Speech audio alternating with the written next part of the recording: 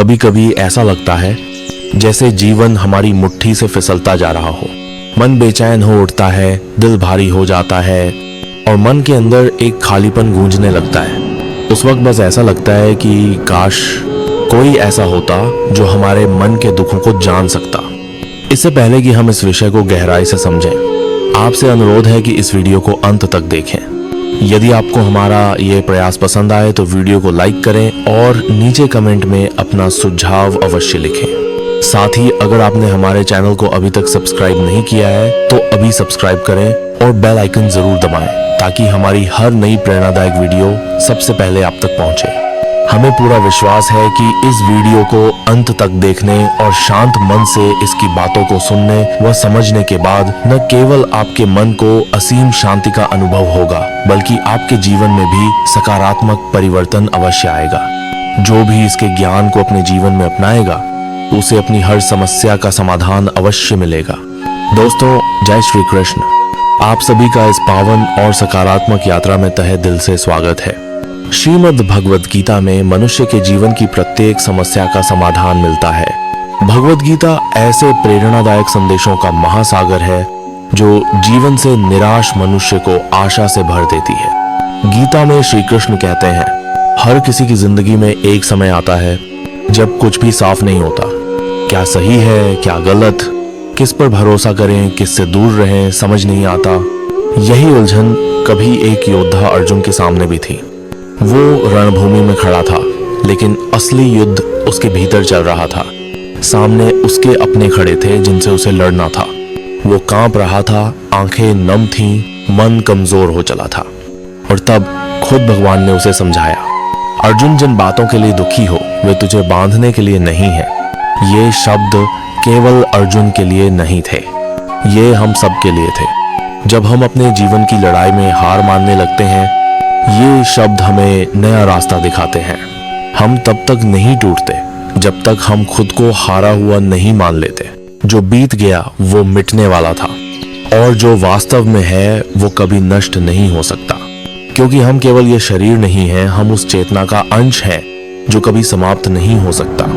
आज हमने जो कुछ खोया है, नाम, दौलत, रिश्ते, वो सब बाहर की चीजें हैं। हमारा सच्चा स्वरूप इन सब से परे है। श्री कृष्ण कहते हैं, जब तक जीवन है तब तक संभावना है। जिसने साथ छोड़ा है, हो सकता है वो हमारे राह का अवरोध रहा हो। हर दुख, हर दर्द इस गलतफहमी से आता है कि हम इस शरीर से बंधे हुए हैं, जबकि सच्चाई ये है कि हम एक अमर आत्मा है। जब अर्जुन ने श्री कृष्ण से पूछा, अगर मैं युद्ध के लिए आगे बढ़ा तो क्या होगा, तब श्री कृष्ण कहते हैं, तेरा कर्तव्य है कर्म करना, फल की चिंता मत कर। एक किसान जो हर रोज बीज बोता है, वो नहीं जानता कि फल मिलेगा या नहीं, लेकिन वो अपना कर्तव्य नहीं छोड़ता। अगर हम अच्छा कर रहे हैं और परिणाम नहीं दिख रहा तो निराश मत होइए। हर सच्चा प्रयास कभी व्यर्थ नहीं जाता। हमारा हर छोटा प्रयास किसी बड़े बदलाव की नींव रखता है। जो केवल नतीजों के पीछे भागते हैं वो अक्सर थक जाते हैं, लेकिन जो हर कदम को अपना धर्म मानते हैं वही अंत में विजयी होते हैं। अगर कोई डर रोक रहा है तो समझ लीजिए वो हमारे मन का भ्रम है, ईश्वर की मर्जी नहीं। क्योंकि सच्चे मन से कर्म करने वाले की सहायता खुद भगवान करते हैं, बशर्ते उसमें विश्वास और समर्पण हो। हमारा भरोसा ही हमारी असली ताकत है। जब भी हम खुद को अकेला महसूस करें, रास्ता धुंधला लगे, तो बस आंखें मूंद कर अपने भगवान को याद कीजिए। भगवान की संगति ही इस जीवन को सार्थक बनाने के लिए जरूरी है। बाकी सब रिश्ते तो केवल कहने के लिए हैं। संगति में वह परिवर्तन की शक्ति होती है जो हमारी पूरी दिशा बदल सकती है। अच्छी संगति ऊंचाइयों तक ले जाती है और बुरी संगति बर्बादी की ओर ढकेल देती है। अगर हम बुरे लोगों के साथ रहेंगे तो या तो उनके शिकार बन जाएंगे या खुद उन्हीं जैसे बन जाएंगे। इसलिए जीवन में यह सुनिश्चित करना अत्यंत महत्वपूर्ण है कि हम कैसे लोगों के साथ समय बिता रहे हैं, क्योंकि संगति ही हमारी सोच और जीवन की दिशा तय करती है। कभी सोचा है क्यों कुछ लोग बड़े होते हैं और कुछ लोग गिर जाते हैं? क्यों कुछ लोग कठिनाइयों के बावजूद सफलता प्राप्त कर लेते हैं और कुछ लोग छोटी छोटी समस्याओं से हार मान लेते हैं। यह सब उनकी सोच और संगति पर निर्भर करता है। किसी महान व्यक्ति के साथ एक दिन बिताना वर्षों की किताबें पढ़ने से अधिक मूल्यवान हो सकता है।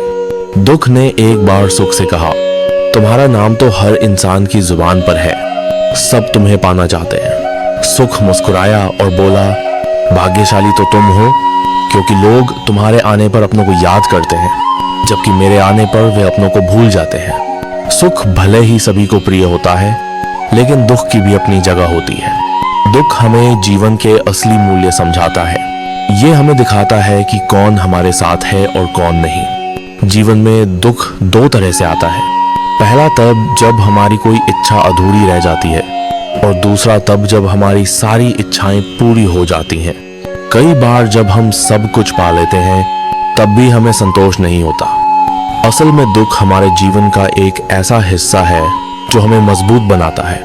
जब भी जीवन में कठिनाई आती है, ये केवल हमें कष्ट देने नहीं आती, बल्कि हमें सीखने और समझने का मौका देती है। अगर थोड़ी कठिनाई सहने से बड़ा सुख मिल सकता है, तो समझदार व्यक्ति वही करेगा। वह छोटे दुख को स्वीकार करेगा और बड़े सुख की ओर बढ़ेगा। याद रखिए, अंधेरा सिर्फ इस बात का संकेत देता है कि उजाला पास है। दुख केवल ये बताने आता है कि सुख तुम्हारी राह देख रहा है। कठिनाइयां इसलिए आती हैं ताकि जब तुम जीतो तो वह जीत और भी मीठी लगे। जीवन एक रेलगाड़ी की तरह है। जब तक चलती है, लोग आते हैं जाते हैं।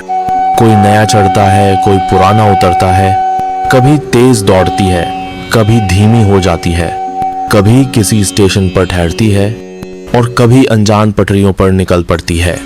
लेकिन एक दिन आखिरी स्टेशन आता है जहां सबको उतरना ही पड़ता है, कोई साथ नहीं जाता। यही जीवन की सच्चाई है। हर जन्म में अच्छे कर्म सुख देते हैं और बुरे कर्म हर जन्म में दुख ही देते हैं। हमारा किया कर्म हमेशा हमारे साथ जाता है।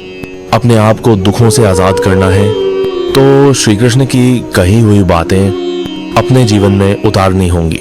भगवत गीता को केवल पढ़ना ही नहीं, बल्कि हमें उसे अपने जीवन में उतारना भी चाहिए, क्योंकि यही जीवन का सबसे बड़ा पाठ है। यही है गीता का सार और यही है हमारी जिंदगी की सच्चाई। भगवान श्री कृष्ण की कृपा सबके ऊपर हमेशा बनी रहे।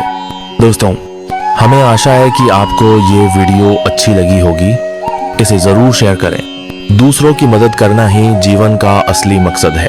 अपने जीवन में बदलाव लाने के लिए हमेशा अच्छे कर्म करने चाहिए। धन्यवाद।